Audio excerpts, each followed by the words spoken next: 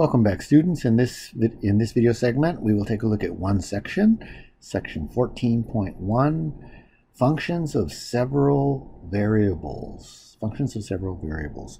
So far, the functions that you've encountered in all of your math, unless you've had this course before, are likely just functions of one variable. And to you right now, it might seem a little silly to talk about functions of more than one variable, but that's the topic for this section. And these functions of more than one variable play a huge role in STEM mathematics and STEM field mathematics. So just as a kind of a little bit of a review of what we mean by a function of one variable, I mean something like f of x equals x squared plus 1, defined on a domain between -1 and 1.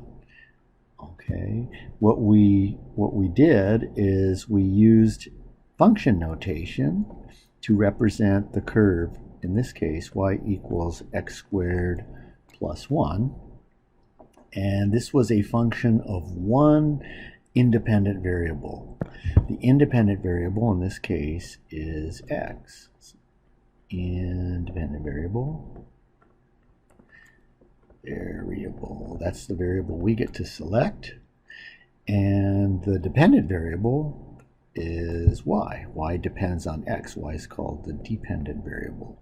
Dependent variable.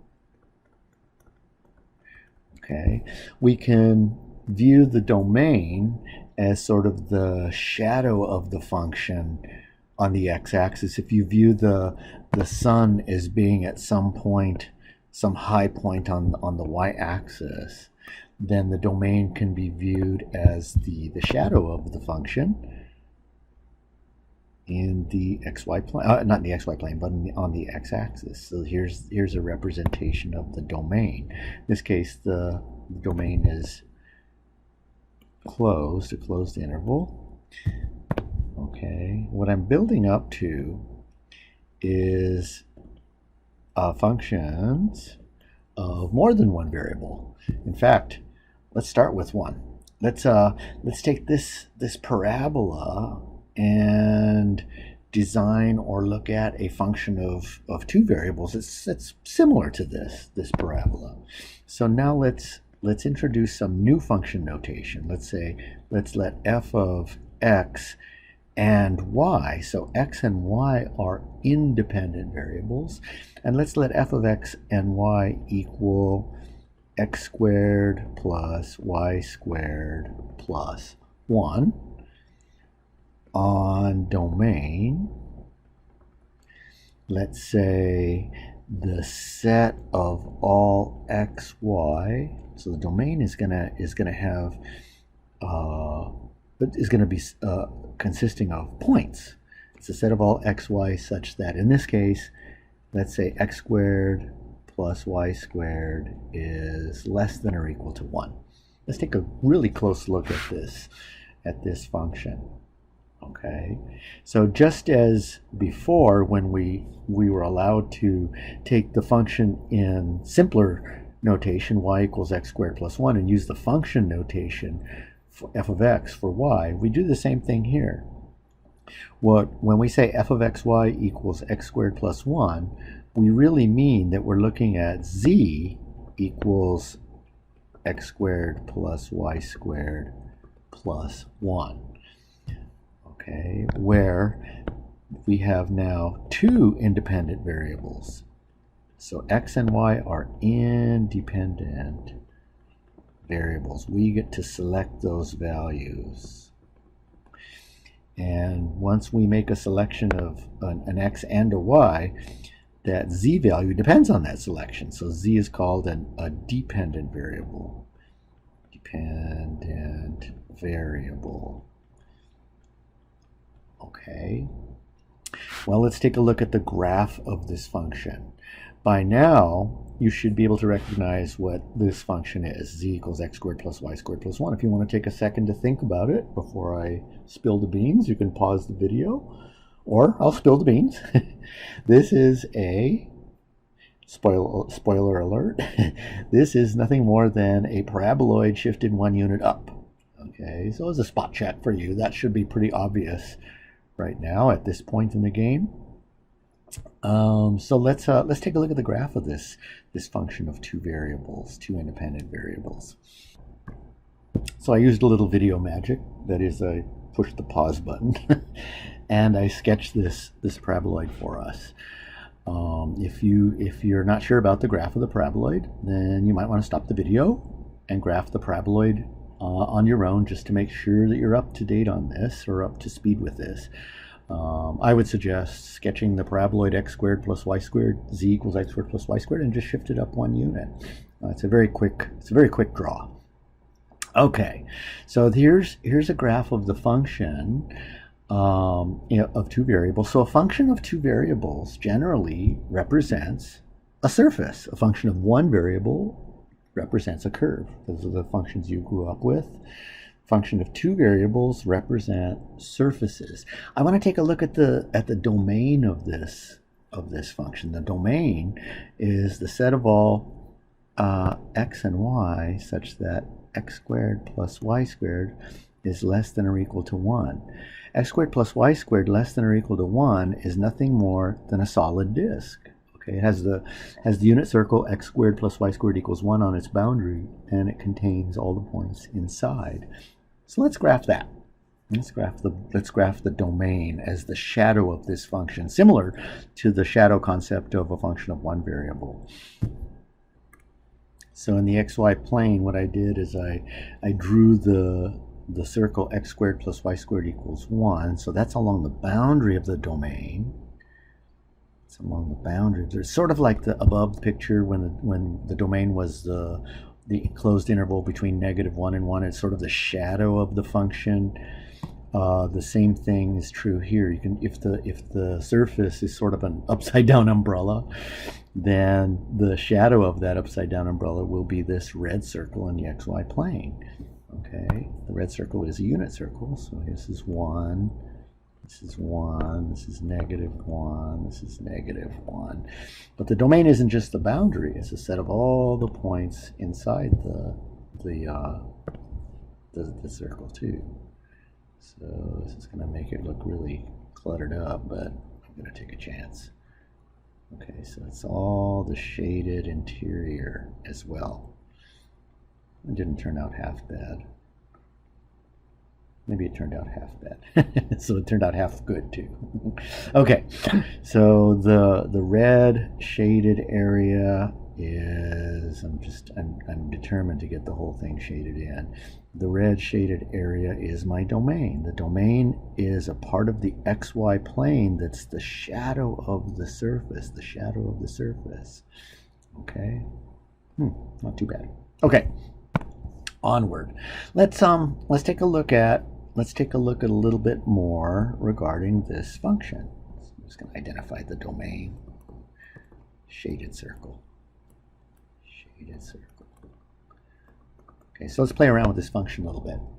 Okay, so for example, let f of xy equal x squared plus y squared plus 1. So f of xy represents this paraboloid on the domain. We can say on the domain, the red domain, if we want. So let's practice with this notation. So what's f of 0, 0, and what does it mean? Well, first of all, it's exactly what we computed exactly the way it says. We let x equal 0, so 0 squared plus y equals 0. That's 1. So that's the z value at the origin, corresponding to the origin. So if x, y are 0, the z value is 1. So the function gives you the z value, the dependent value, the variable z equals f of x, y. So the value of the function gives you the z value at whatever x and y you choose. Okay, so suppose I want something like f of 1/2 comma 1/4. The point 1/2, 1/4 is definitely inside the unit circle. So I can still compute this. I can compute our function value at that point. So it's x squared plus y squared plus 1. Or a little computation. It's 1/4 plus 1/16 plus 1, or 4/16 plus 1/16 plus 1, or 1 and 5/16. 1 and 5, oops, oh my goodness. 1 and 5/16. Okay, let's see if I can squeeze that into my drawing above here. So if, let's see, just do this in purple now. If x is 1/2, it's going to be hard to see into this red. And y is 1/4. So here's 1/2, here's 1/4. I don't know if you can see this. If x is 1/2 and y is 1/4, then from that point we go up to the surface at z, and the z value is 1 and 5/16. So if I were to go directly into the z-axis, oops, it's not showing up real well. I know what to do here. So the z value, let's go back into black, this height is 1 and 5/16. Okay. So let's see, let's compute something a little more interesting. Let's find f of cosine t, sine t. So I'm going to replace x and y by parametric equations. X equals cosine t, y equals sine of t. What do the parametric equations x equals cosine t, y equals sine t represent? By now this should be real familiar to you. I'll put a little reminder. See if you can think of it while I'm writing it out. X equals cosine t, y equals sine t.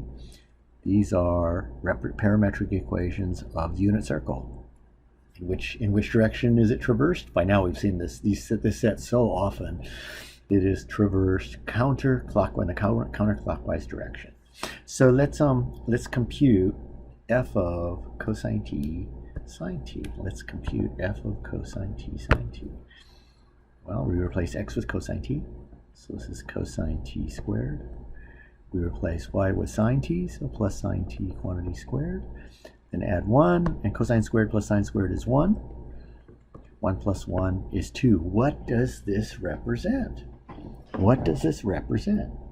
I want you to think about that a little bit. After all, ultimately you're going to be thinking about this stuff on homework and tests. I really want you to think about this. This says when I enter x and y on the unit circle, as points on the unit circle, the z value is always 2. Now take a look back at our surface.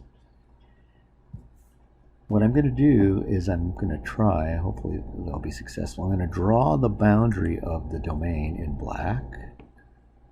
There it is. It's actually coming out pretty good. That's what I'm drawing in black now. Hopefully it'll show up a little better. This is the boundary of the domain. This is the circle x squared plus y squared equals 1.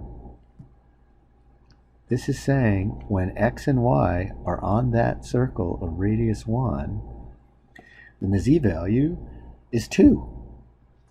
That's the height of this sort of upside down umbrella. And then notice that I've drawn it exactly of height 2. Kind of had a little forethought there. So let's see if I can show a nice thick point. Let's see, so might be too thick. If there's x, that's too thick. Let's make it a little less thick. So let's try again. If we have x, it's still pretty thick, that's okay. And y on the unit circle, then the z value will be 2. The z value will come up to 2. Okay, and that's all that, oops, that's too high. That's all, I don't know why I'm having a hard time with this, that f of cosine t and sine t is saying. X, y, 2. This is a representation, this equation, f of cosine t sine t equals 2 is just the z values the z value for x and y along the boundary. Along the boundary of the domain of the function.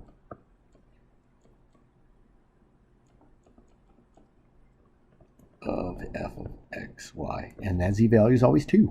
That z value is always 2. Okay.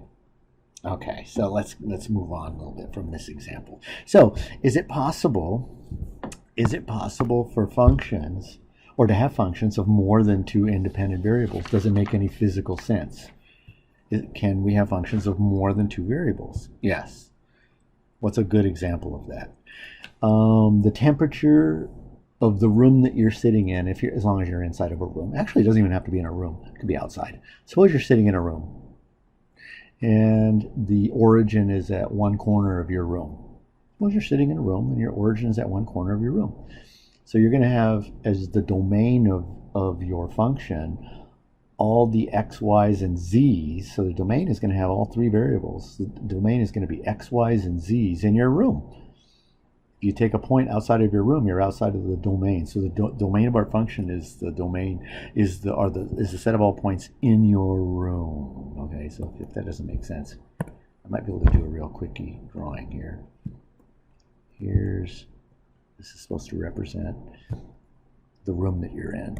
Sorry, I'm not a good decorator. So here's your row. Here's your row. Here's your row.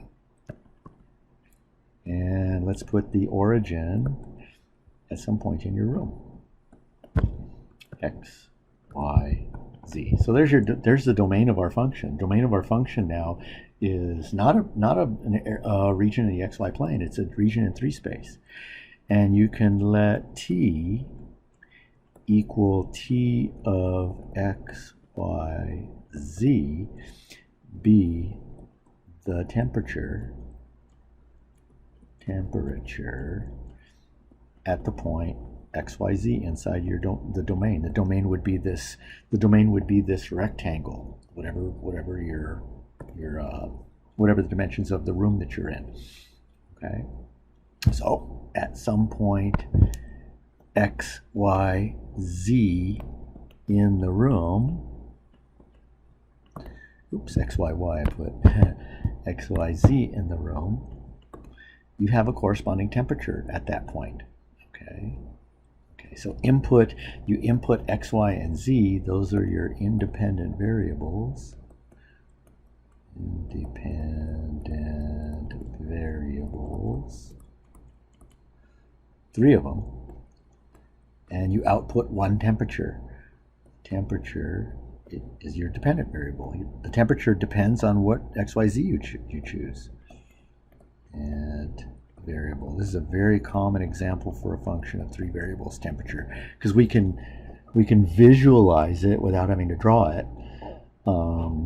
We can visualize it in quote unquote, not with our eyes, but for every point X, Y, and Z, those are 3 variables, we can feel the temperature. That would be the sort of t-axis, the 4th axis. It's impossible to graph this function in 3 space because this function has 4 variables, x, y, z, and t. Okay. However, once again, we can feel that 4th axis. So that's sort of how we visualize, quote unquote, this function of 3 variables. Can you have functions of more than 3 variables? Of course. You can have functions of thousands of variables. In the sciences, it's not unusual to have functions of many variables. Okay. Example. Suppose there are 15 students in a class. In our class, there are more students, but suppose there are 15 students in a class. Let x1, x2, x of 3, all the way up to x of 15 be their score on exam 2. Okay. What does the function f of x1, x2, x3, all the way up to x15 equals x1 plus x2 plus x3 plus dot dot dot, all the way up to x15 over 15? What does this function give?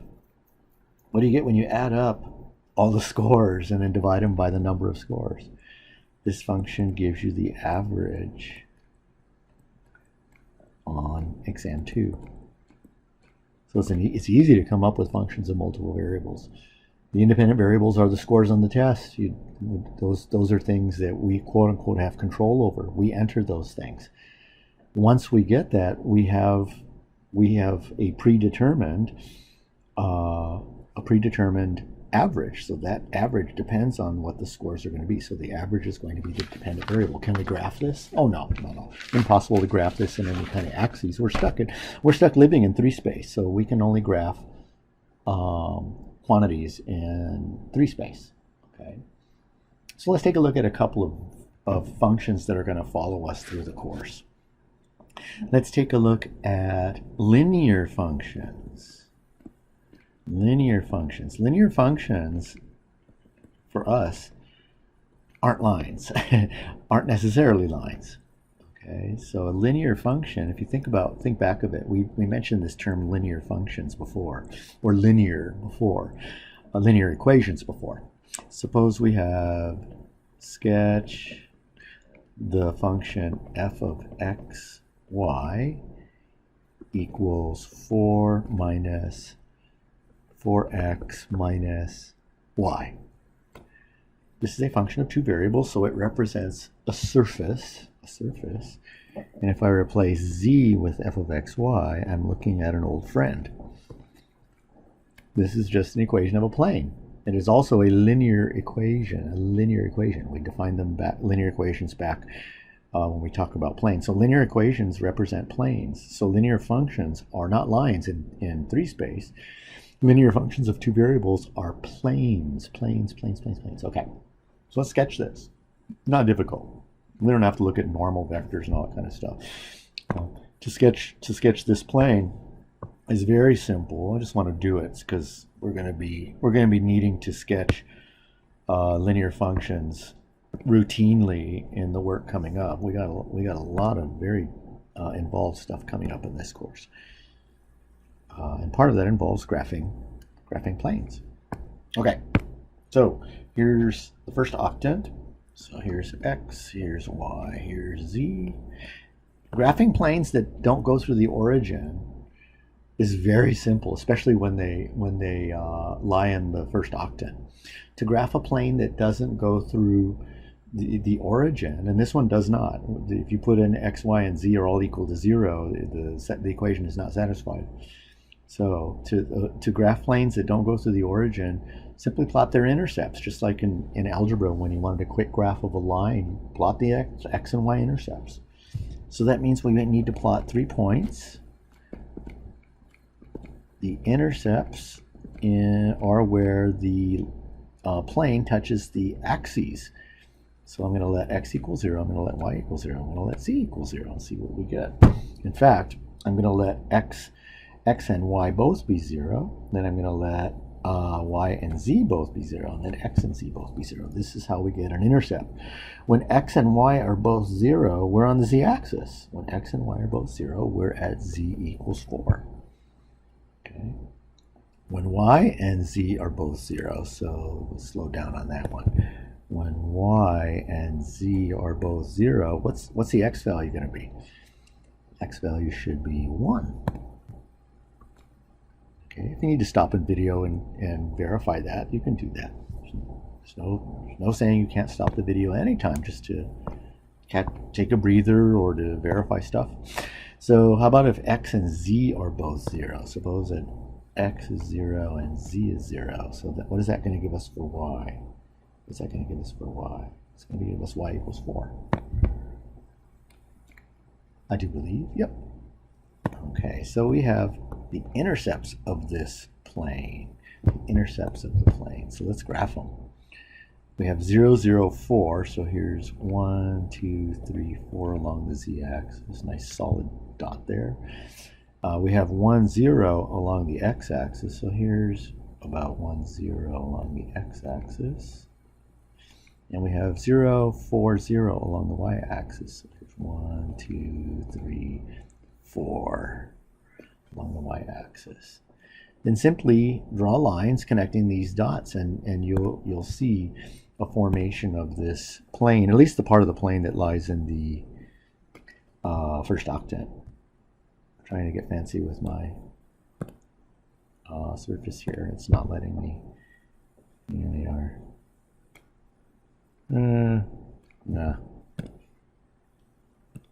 should have practiced this. I'll try one more and then I'll give up with straight lines. Let's see. Try one more time. It's sort of okay. And then connect those two. And then connect these two dots.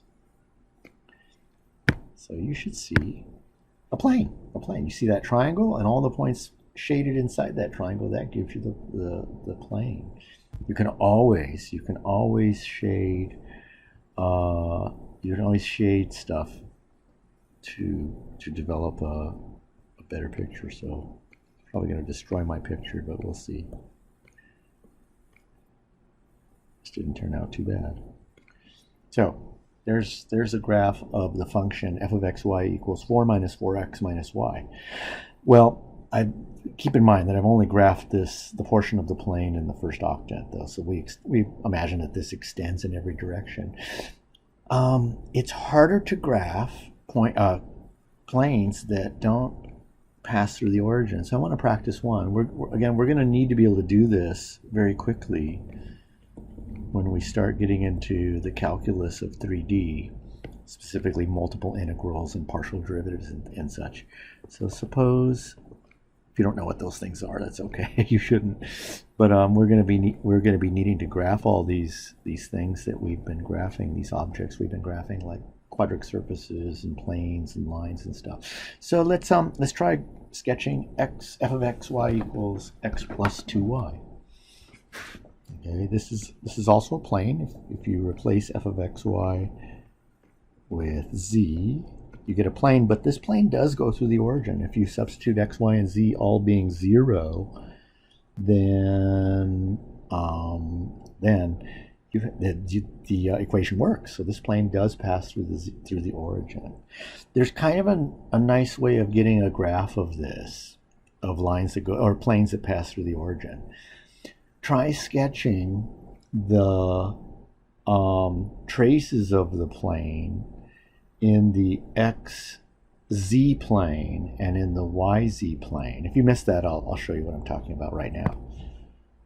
Okay, so what I just said is try sketching traces of the plane in the trying to draw and talk at the same time, in the xz and yz plane. Okay, so first thing, I'd like to get a set of axes. Here we go, that's good enough. So here's the first octant. And let's say, let's mark off x equals 1 here. Z equals 1 up here. Y equals 1. And I'm going to need y equals 2. You'll see in a second. So let's graph a trace of this plane in the xz plane. Okay. Remember, traces of a surface are nothing more than the intersections of surfaces with planes parallel to the coordinate planes. So in the xz plane, then y equals 0. If y equals 0, it looks like z equals x.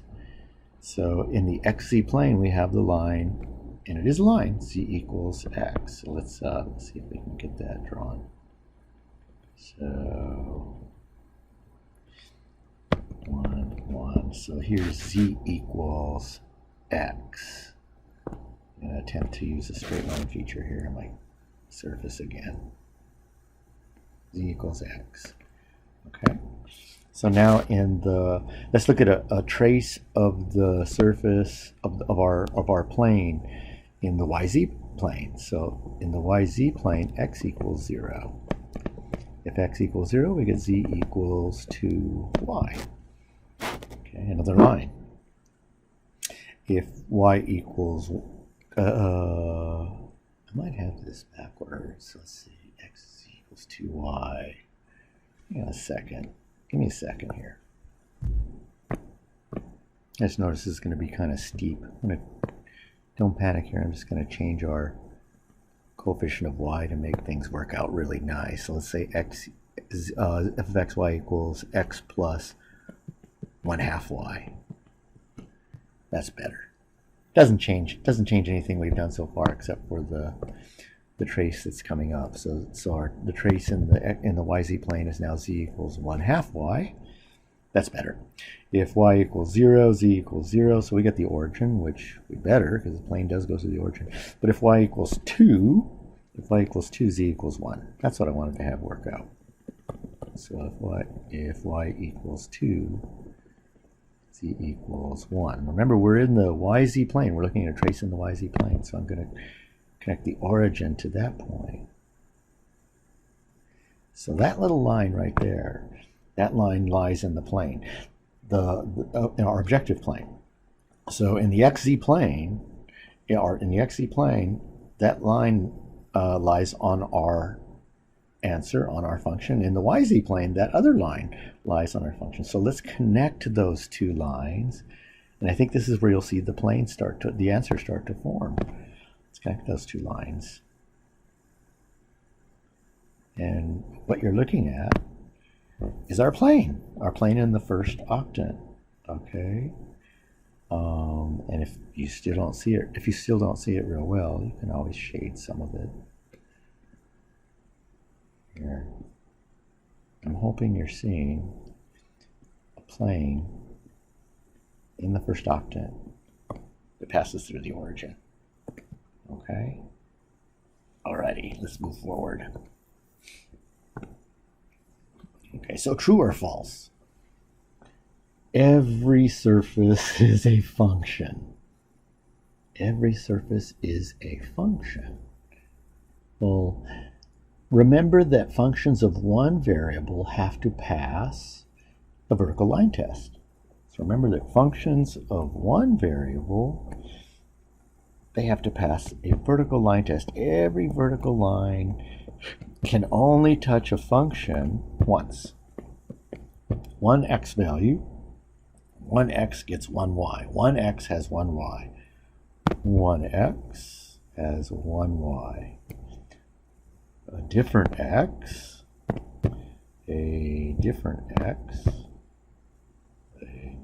say that one has one y. Okay, and so forth and so forth and so forth. So that was one way to tell that you had a function was called the vertical line test. Well, the same thing holds true. Same thing holds true in 3-space. Okay, so before I get back to my true or false question, back to 2-space. What's the most common, or a very common curve that's not a function? A very common curve that's not a function is a circle. Circles are not functions. Why? They fail the vertical line test. They fail the vertical line test miserably. That vertical line right there fails, touches the curve in more than one point. Using my 1x gets 1y analogy or idea, 1x gives you two y values. You have a y value here, and you have a y value down here. So circles are not functions. So my true or false question is false. My true or false question was every surface is a function. No. Name me a surface that fails the vertical line test. Now, vertical means in the z direction. So name me a surface. You can do it with this analogy, or this circle that or generalize this circle I gave you in 2-space. Give me a surface that isn't a function. It's a sphere. Spheres are not functions. Spheres are, are not, my surface is acting up here, functions. Functions. Hold on, I have to adjust something here.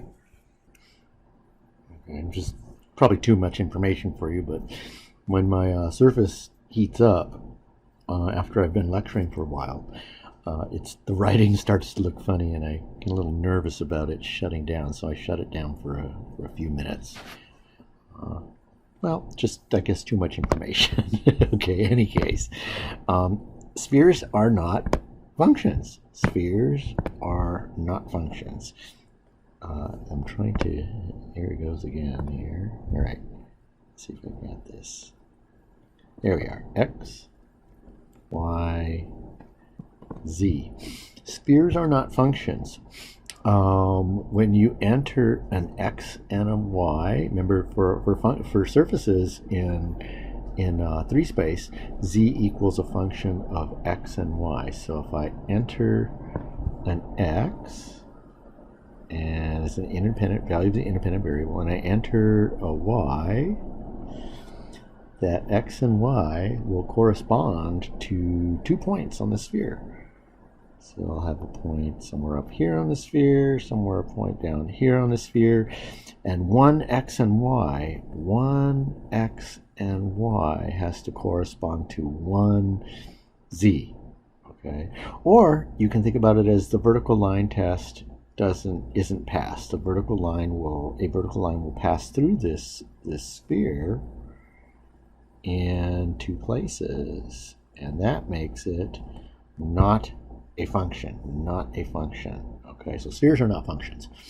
But remember, you can get functions out of curves that don't represent functions. You can get functions out of circles. Remember, if you have the unit circle x squared plus y squared equals 1, you can solve for y to get y equals plus or minus the square root of 1 minus x squared.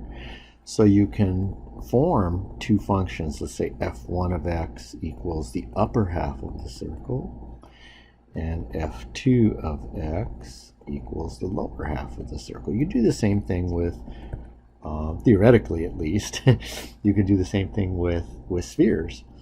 So suppose you have a unit sphere centered at the origin. X squared plus y squared plus z squared equals 1. The unit sphere. Unit sphere, definitely not a function.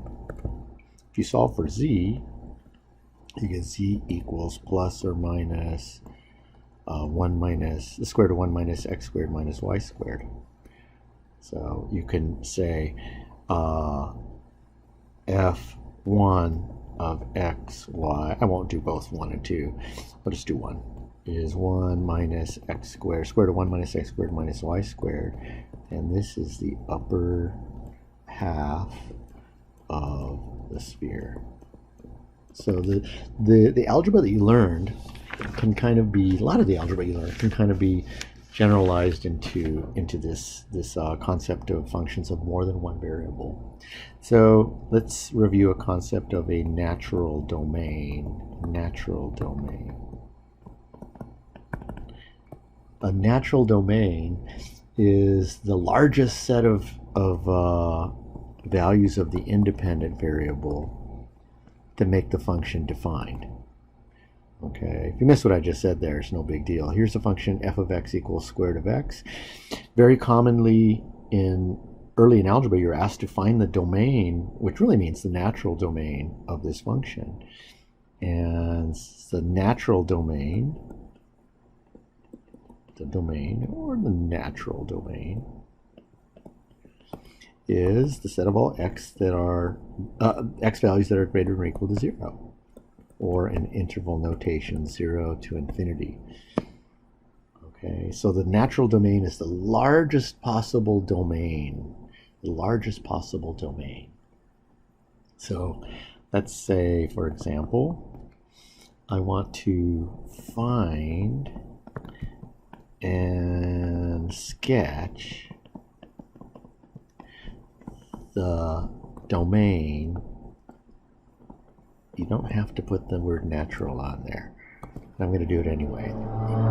Then find the natural domain. We have an auto alarm going off here. Find the natural domain for the function f of x, y equals x times the natural log of x minus y squared. Now this represents a surface. F of x, y equals this weird function is a surface. I don't want to graph the surface.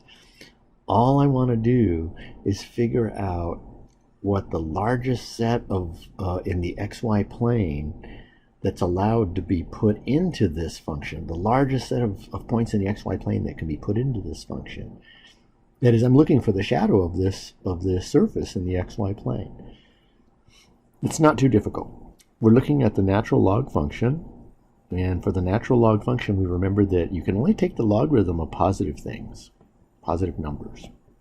So we need x minus y squared to be strictly greater than 0. This means x then has to be greater than y squared. And x greater than y squared, that's the domain. This is the domain. The more fancy way of saying that would be the set of all x, y, such that x is greater than y squared. But we get the job done just by stating x is greater than y squared. Okay, so what does that look like? What does that look like? This takes us back to algebra again. Probably intermediate algebra, second semester algebra, and maybe pre-calculus if you had a pre-calc instructor who did these. Well, x equals y squared is a parabola that opens to the right. That we learn in intermediate algebra and also review in pre-calc. But that parabola, x equals y squared, is not part of my domain. Remember, the parabola is x more than y squared. So check this out. This x value right here, right on the parabola, x equals y squared. So what x values are going to be more than that x value I just drew there? They're going to be all the points inside the parabola. Specifically, it's going to be this point, or this point, or this point, or this point, or this point, or this point, or this point. But this goes for every point within that parabola. So the domain would be this enormous, I'm taking a chance here with the shading, this enormously shaded area. It's actually going to turn out pretty okay. Yeah, except I'm getting the boundary and I don't want to hit it. So this, here we go. There's all this area in here. I guess I could have just used a few straight lines to shade it, but whatever. Wow. Okay. So that if you're doing this on a test, you don't have to shade quite like that. You can simply do this. Just put a few lines to indicate. Maybe should have practiced with that a little bit before deciding to use the marker feature. Okay. I want to end this section with something that really allows us as human beings to work better with functions of more than one variable. It's very difficult, and that's the best situation. At best, it's very difficult to graph functions of more than one variable. At best, at the best possible case that it's difficult, it's very difficult to graph, say, functions of two variables, that surfaces. At worst, it's impossible. We have functions of 3 variables that you can't graph f of x, y, z equals w equals f of x, y, z. We don't have enough axes. So our last topic allows us to sort of visualize functions of 2 variables. Let's say it this way. There's a way to visualize functions of 2 variables. That means surfaces in 3 space by looking at curves in 2 space. Okay. If you missed what I said, I'll start all over with this. Let's talk about this thing called level curves. Level curves. Level curves are nothing more than traces of a function of 2 variables of x and y in planes parallel. Let's even do better. Planes. Traces of a function of x and y in horizontal planes. There, that's the best way to say it. Horizontal planes. Okay. Here's what I mean. I'll say it once, but then I'll draw, I think, a decent example. Suppose you have a mountain, and you're this giant, and you can take slices of that mountain. So if you take slices, horizontal slices of the mountain, you're going to get curves. Those curves are called level curves. Okay. So let's take a look at a specific graph, like a specific example. So here's the example. Remember, I'm not an artist, so this is about the best I can do here. Here, what you're seeing in the xy plane is a mountain. On the in the xy plane is sea level, and this mountain. They say the z values are measured in thousands of feet. So z equals 1 is 1,000 feet of altitude to 2,000. So this mountain is 5,000 feet tall or high. Okay. Now, what I'd like to do is imagine slicing through this mountain with traces, or with planes rather, that are parallel to the xy plane. So with horizontal planes. So first thing I'm going to do is I'm going to slice this mountain with a plane that's 1,000 feet in altitude. And what am I going to see? Well, what I should see, according to my drawing here, is let me see if I can do it better.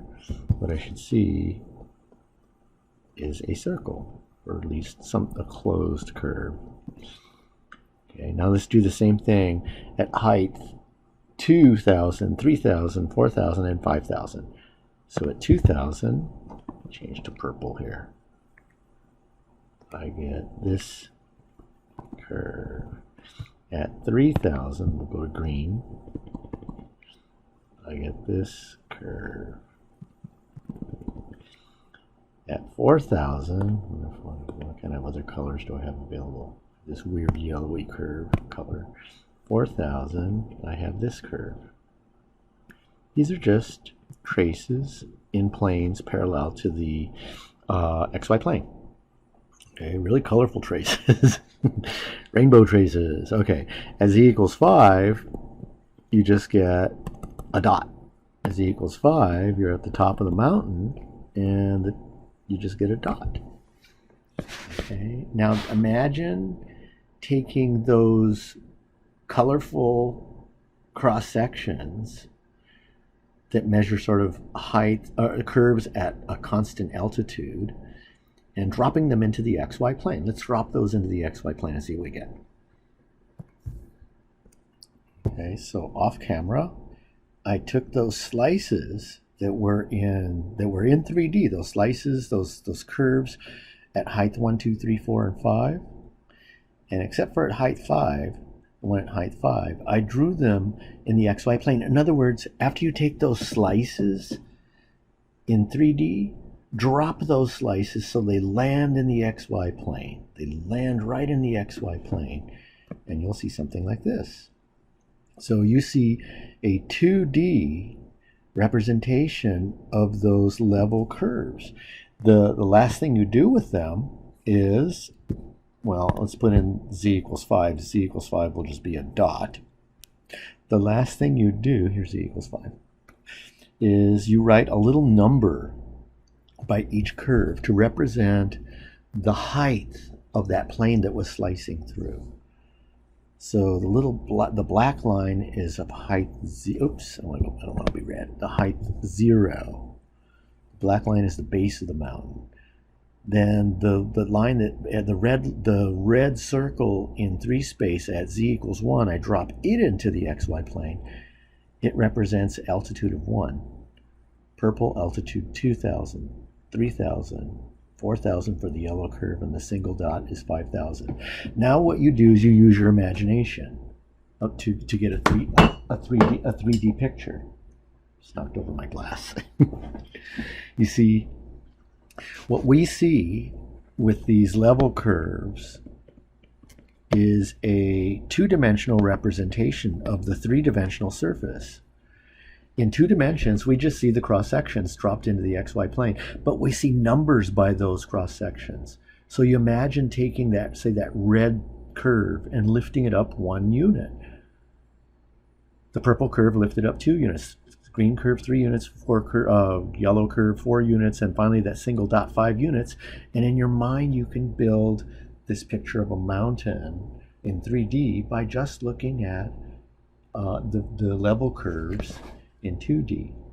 Now there's something else that I want you to look carefully at. This is going to come up later and when we start talking about derivatives and calculus in 3D. But notice that for y values that are close to the origin, that the mountain is steeper. As we move along, look at the 3D picture. As we move along, I'll try to draw little arrows to indicate what I'm talking about. As we move along the y-axis, oh yeah, I'm still using the thick marker. Ooh, that's not good. Okay, hold on here. That's better. As we move along the y-axis, it's still thick.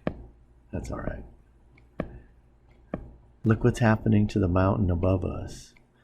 As we move along the y-axis, the mountain is steep, then becomes less steep as we get to the top, and then if we keep going in that same direction, we take kind of a gentle trip down the mountain. It's much less steep. The level curves that are close to one another indicate steepness. So in particular, look at this area I've circled on the level curves. Those curves are close together, indicating that there's a steepness between those level curves, indicating steepness. The closer the level curves are, the steeper the actual surface is in 3D.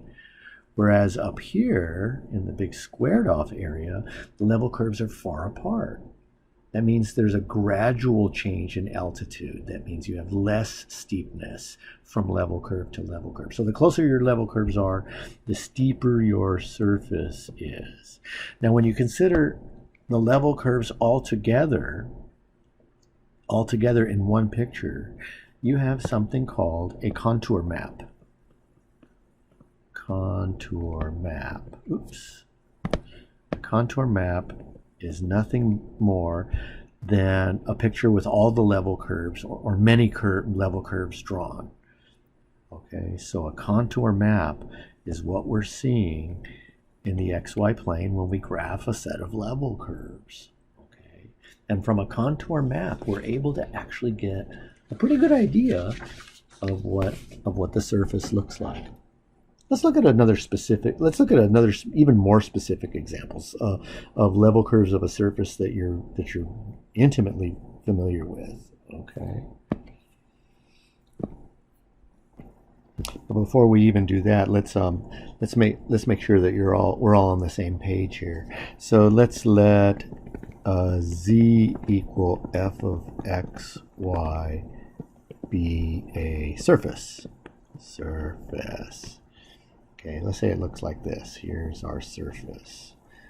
let's say it looks like sort of this, I don't know, this little bowl, piece of a bowl or whatever. Okay. If I take a plane and pass it through that surface, if I take a plane and pass it through the surface, okay, and let's say that plane, let's do it like this. Let's say that plane, that horizontal plane, by the way, is of height k. Okay, so the equation of that plane is z equals a constant. Then the intersection that we get on the surface with that plane, that is called a level curve. That is called a level curve. Okay, and it's called a level curve of height k. Level curve of height k. All right, I promised you a familiar example, so here it is. Okay, so let's sketch the level curves for z equals x squared plus y squared. A simple, what is it? A simple paraboloid, a simple paraboloid. So the level curves, the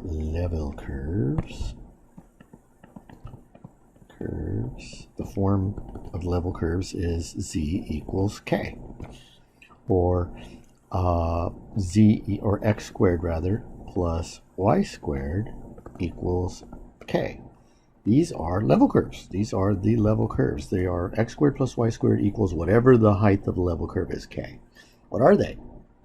They represent circles. They represent circles. Let's take a look at level curves of height. Let's do this. Of height 0, 1, 2, 3, and 4. So of height 0 would be x squared plus y squared equals 0. That is nothing more than just the point 0, 0, the origin. So height 1, x squared plus y squared equals 1. It's a unit circle. Radius 1. X squared plus y squared equals 2. Circle, centered at the origin, radius radical 2.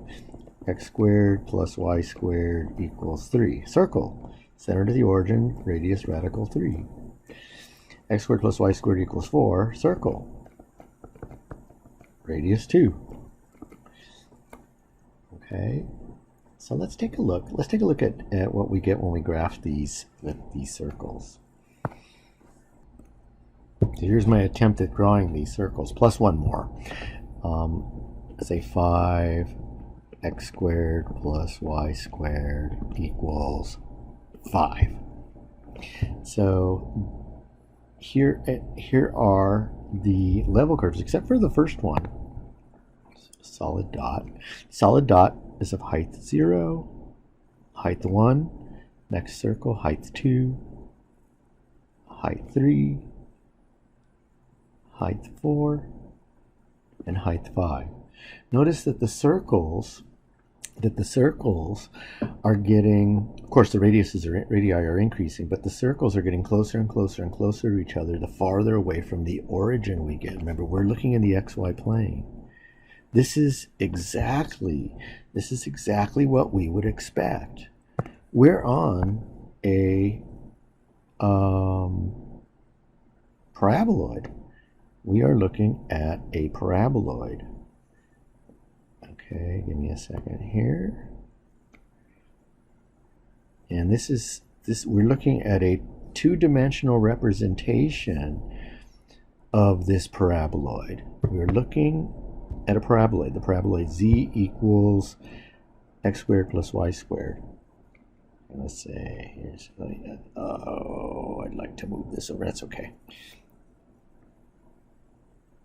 Here is our paraboloid, actually drawn sloppily, I guess, as usual, in 3D. Here is the paraboloid, z equals x squared plus y squared.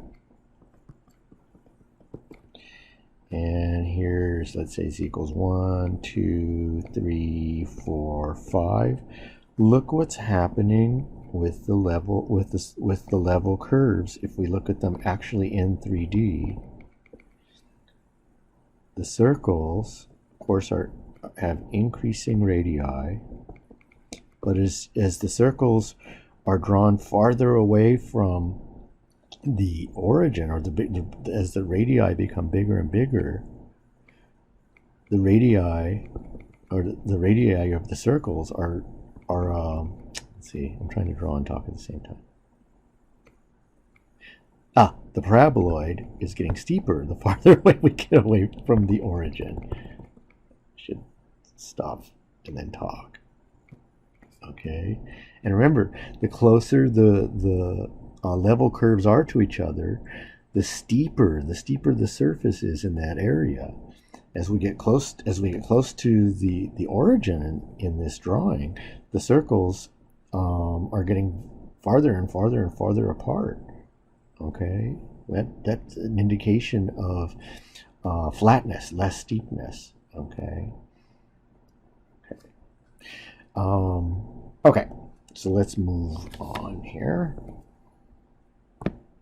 So level curves allow us to get a two-dimensional representation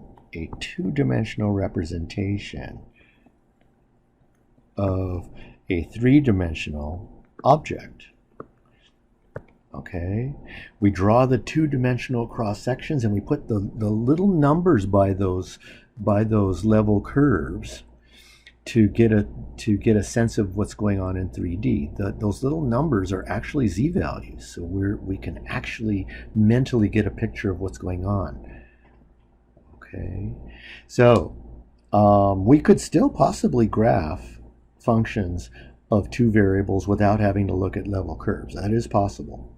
It's difficult, but possible, without looking at a contour map or level curves. However, it's impossible to sketch the graph of functions of more than two variables. Suppose we have a function of x, y, and z.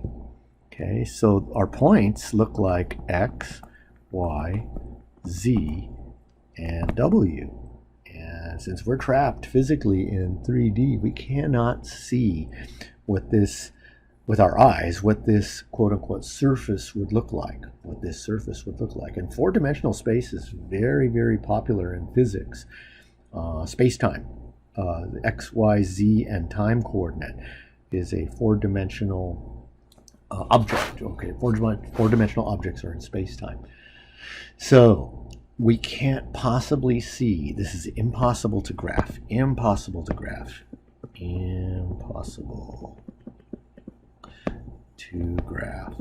However, we can get an idea of what the graph quote-unquote looks like, or we can get a picture of what's going on with this function by not looking at level curves, but by looking at what are called level surfaces.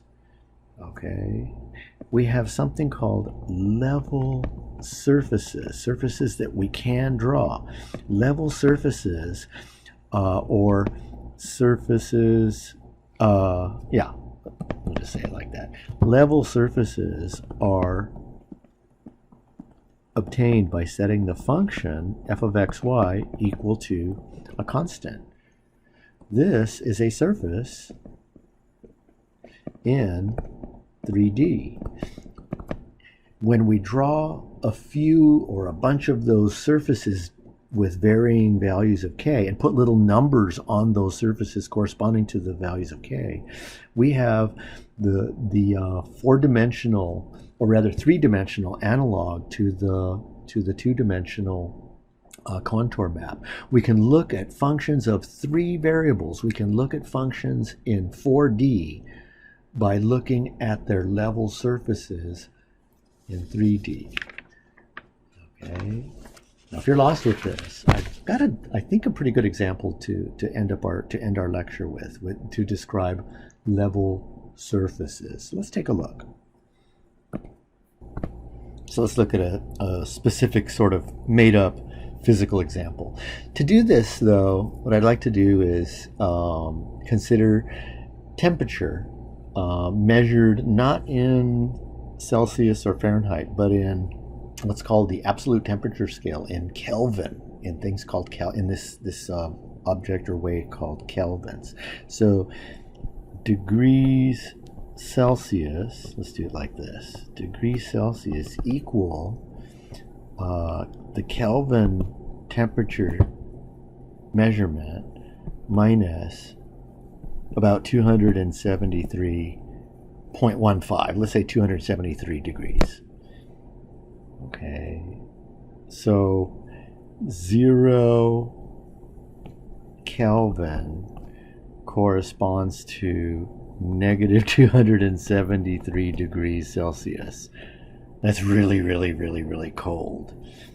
Okay, so 273 Kelvin is not really hot for us. 200, if I put the Kelvin measurement is 273, then it's going to be 0 degrees Celsius. So if water freezes at standard temperature and pressure 0 degrees Celsius.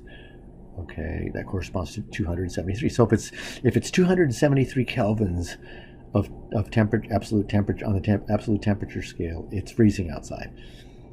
So if it's 0 kelvins, then it's negative 273 degrees outside, which is, I hear physicists tell me that's impossible to get actually to that absolute zero of negative 273 degrees. Okay, so our example is going to involve the temperature in space. Okay, so for example, suppose the temperature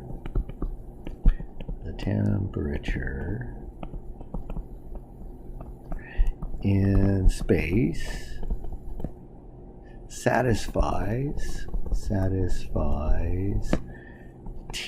temperature at an x, y, and a z value is 400 over x squared plus y squared plus z squared.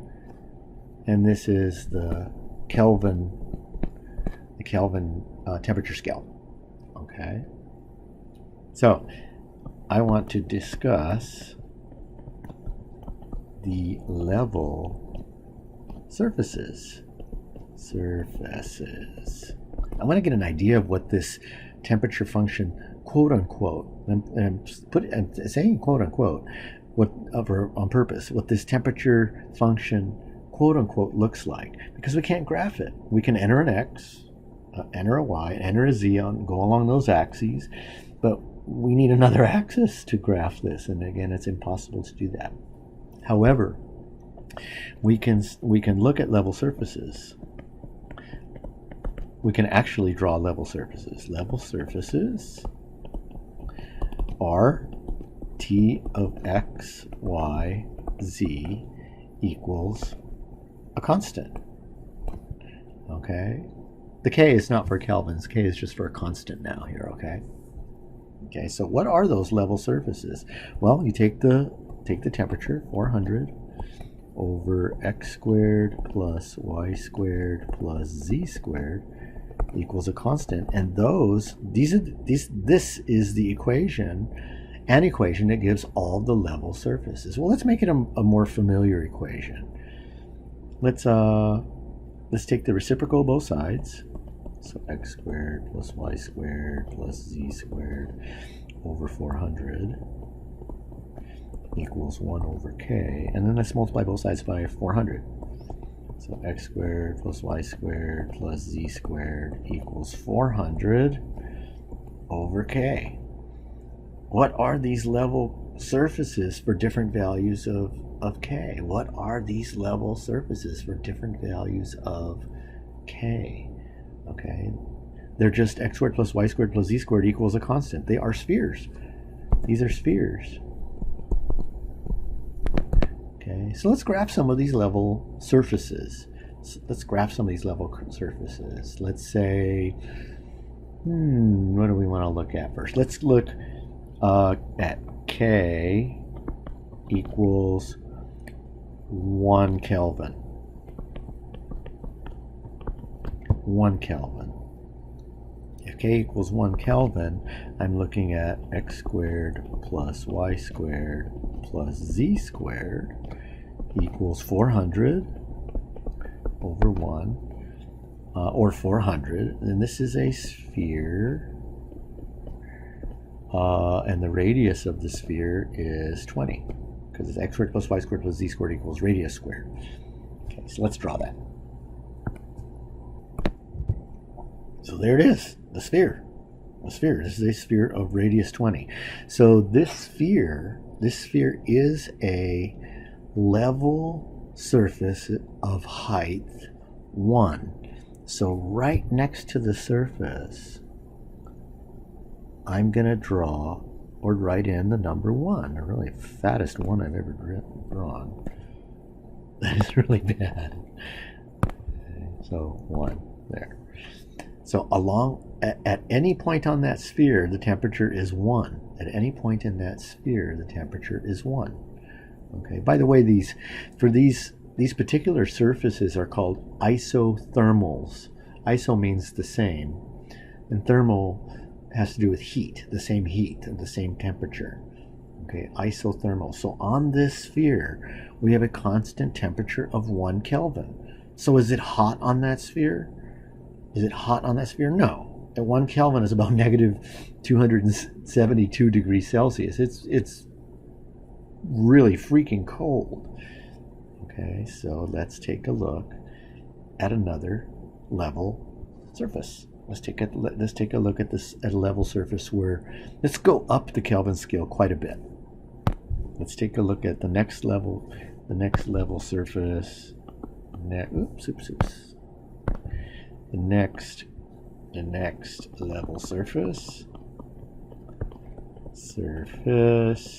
Let's say K equals 100 kelvins. 100 kelvins.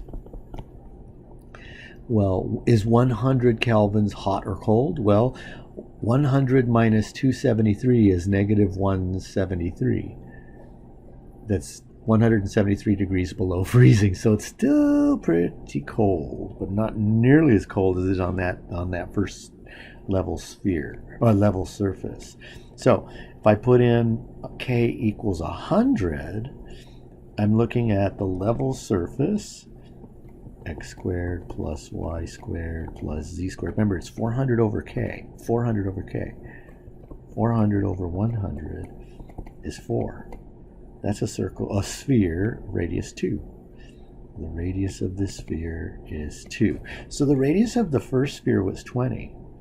So now we've gone down to a sphere of radius 2. Let's see if I can at least get an idea of what that might look like. Let's draw that in there. So I tried to draw it in. I even got rid of the x-axis so we could see it a little better. But you can tell that, I didn't put the actual temperature. The temperature was 100. So on that level sphere, the temperature is 100. So look what's going on. The level surfaces are spheres, and the smaller the sphere, the bigger the temperature. Okay? So what's going on here? What is this physical situation? The smaller the sphere, the temperature is constant on those spheres and is increasing as the radius gets smaller and smaller. So the next level surface is, let's say, K equals 400 kelvins. 400 kelvins. 400 kelvins, that's about approximately 127 degrees Celsius. Well, water boils at 100 degrees Celsius, so it's pretty warm. I'm just imagining it's like on the temperature on Venus or something. It's pretty warm. I've kind of given it away what the situation is too by saying that. So the level curve, the level surface rather, is x squared plus y squared plus z squared equals 400 over 400 equals 1. So it's a sphere of radius 1. So if I were to squeeze in another sphere, I'm actually going to try to do that just to make a point.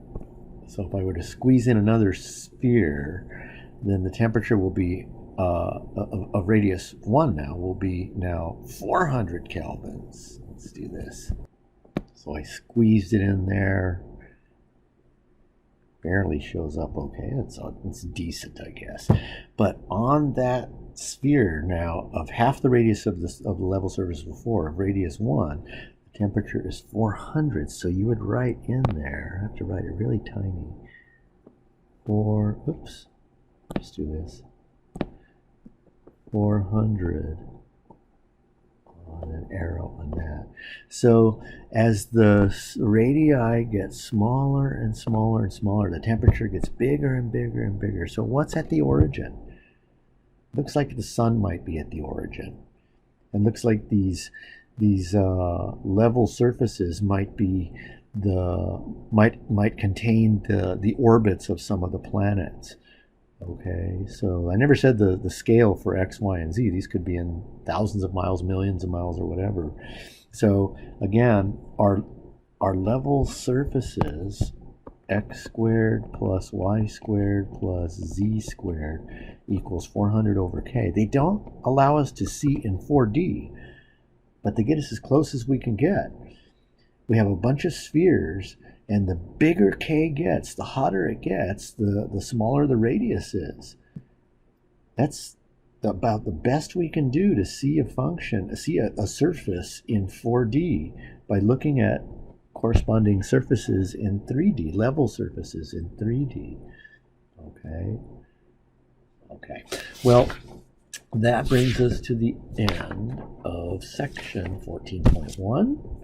We have much more to come with these functions and level surfaces and level curves and stuff. They're going to play a big role in our work coming up with the calculus of functions. So until then, I am looking forward to talking with all of you again soon.